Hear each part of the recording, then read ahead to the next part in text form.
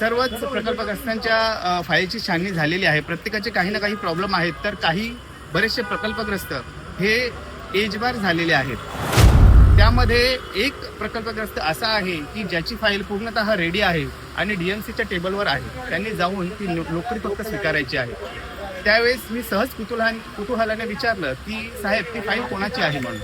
त्यावेळेस त्यांनी मला उत्तर दिलं की ती फाईल हेमंत सुदाम पाडेकर यांची आहे. त्यावेळेस सर्वांना नमस्कार.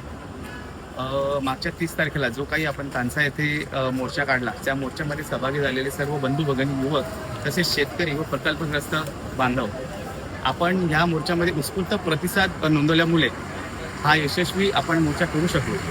आणि मी त्या सर्व 29 युवकांचे सुद्धा धन्यवाद मानेन की त्यांनी जी काही अहोरात्र मेहनत केली, त्या मेहनतीचे फळ म्हणून हा मोर्चा आपला एवढा यशस्वी झाला.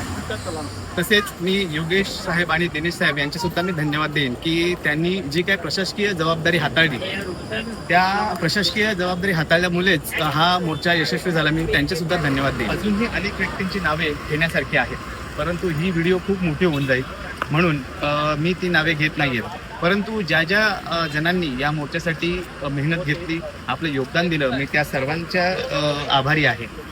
ह्या मोर्चाचं खरं पाहायला गेलं तर सर्वात मोठं श्रेय जर कोणाला असेल तर ते निश्चितच कुणबी सेना प्रमुख विष्णुराजी पाटील साहेब यांचं आहे की त्यांनी आम्हा युवकांवर जी जबाबदारी टाकली व आम्हाला मोकळेपणाने नियोजन करण्याची संधी दिली.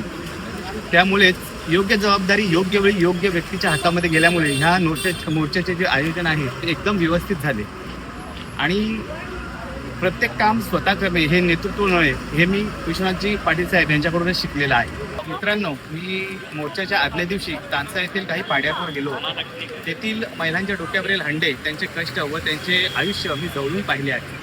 मी त्या संदर्भात एक व्हिडिओ अपलोड केली होती. त्या व्हिडिओवर बऱ्याचशा सकारात्मक तसेच काहींनी असे सुद्धा म्हटले की अशा आदिवासी लोकांचा व्हिडिओ अथवा सोशल मीडियावर प्रसिद्धी मिळवण्यासाठी उपयोग केला जातो. परंतु मी त्यांना सांगू इच्छितो की मी तिथून त्या पाड्यावरून निघतानाच विचार केला होता की जर त्या महानगरपालिकेच्या बैठकीमध्ये जर मला एक प्रश्न विचारण्याची संधी मिळाली तर तो निश्चितच हा असेल की ह्या महिलांच्या डोक्यावरील हंडा कायमचा खाली कसा उतरेल.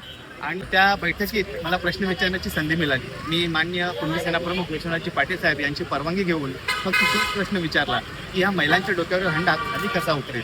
त्यावेळेस डेप्युटी साहेबांनी आश्वस्त केले की ती व्हिडिओ आम्ही सुद्धा पाहिली आहे आणि लवकरच त्यावर उपाययोजना आम्ही करू. ते त्यांचा शब्द इथपर्यंत पाळतायत हे आपल्या सर्वांना पाहायचंच आहे. आणखी एक गोष्ट इथे सांगावीशी वाटते की हा आपला पहिलाच मोर्चा आहे की ज्याचे चित्रीकरण सुरुवातीपासून ते शेवटपर्यंत केलेले आहे आणि लवकरच त्याचा व्हिडिओ आपण सर्वांसमोर आणणार आहोत. बंद दारावर चर्चा करणे हे आपल्या नेतृत्वाला न पटण्यासारखं आहे आणि सर्व गोष्टी जगासमोर पारदर्शक राहिल्या पाहिजेत. ही जी पाटील साहेबांची शिकवण आहे ही नेहमी मला प्रेरणा देत असते. फक्त पाणी नाही तर तेथील पाड्यातील मुलामुलींना शिक्षण मिळणे व ते सुसंस्कृत होऊन आपल्या हक्कांसाठी लढण्यासाठी उभे व्हावे यासाठी कुणबी सेना प्रयत्न करणार आहे. माननीय विश्वनाथजी पाटील साहेब यांनी यासाठी एक रणनीती आखली आहे.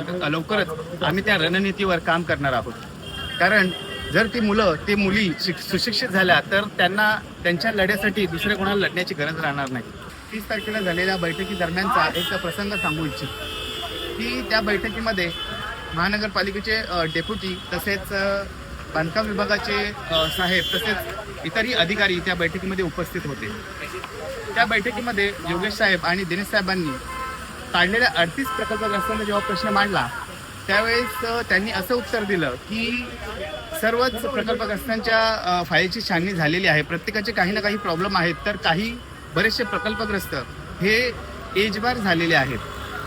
त्यामध्ये एक प्रकल्पग्रस्त असा आहे की ज्याची फाईल पूर्णतः रेडी आहे आणि DMCच्या टेबलवर आहे. त्यांनी जाऊन ती नोकरी फक्त स्वीकारायची आहे. त्यावेळेस मी सहज कुतूहलाने विचारलं की साहेब, ती फाईल कोणाची आहे म्हणून. त्यावेळेस त्यांनी मला उत्तर दिलं की ही फाईल हेमंत सुदाम पाडेकर यांची आहे. माझ्या बाजूलाच असलेले दिनेश साहेब हे त्या प्रसंगाचे साक्षीदार आहेत. त्यावेळेस त्या क्षणी मी उत्तर दिलं की जर तुम्ही सरसकट सगळ्या प्रकल्पग्रस्तांना न्याय देणार असाल तर ती नोकरी मी स्वीकारेन, अन्यथा ती नोकरी मला नको.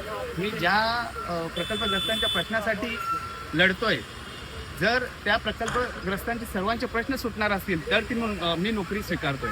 मी हा प्रसंग यासाठी नाही सांगत आहे की यामध्ये माझा कोणता मोठेपणा आहे. मी यासाठी सांगत आहे की जोपर्यंत सर्वांचे प्रश्न सुटत नाही तोपर्यंत आम्ही हा लढा चालू ठेवणार आहोत. एकट्या हेमंत पाडेकरला नोकरी देऊन हा जर प्रश्न सुटणार असेल तर निश्चितच ती नोकरी मला नको आहे. आज मी तुम्हा सर्वांना शब्द देतो की जोपर्यंत सर्व पात्र प्रकल्पग्रस्तांना न्याय मिळत नाही तोपर्यंत कोणताही वैयक्तिक स्वार्थ मी साधणार नाही. तसंच कोणताही वैयक्तिक लाभ माझ्या संघर्षापेक्षा मोठा नाही. माननीय कुणबी सेना प्रमुख विश्वनाथजी पाटील साहेब, तसेच योगेशजी निपोटे साहेब, तसेच दिनेशजी पाटील साहेब यांच्या मार्गदर्शनाखाली व यांच्या नेतृत्वाखाली हा लढा आम्ही अथक सुरू ठेवणार आहोत. कारण की ही एका दिवसाची लढाई नाही आहे, तर आपल्याला अनेक दिवस हा संघर्ष करावा लागू शकतो किंवा अजूनही मोर्चे व अजूनही निदर्शने आपल्याला करावी लागतील. त्यासाठी आपण तयार राहिलो पाहिजे. जोपर्यंत शेवटच्या व्यक्तीपर्यंत न्याय मिळत नाही तोपर्यंत आपण हा लढा चालू ठेवणार आहोत. जय कुणबी.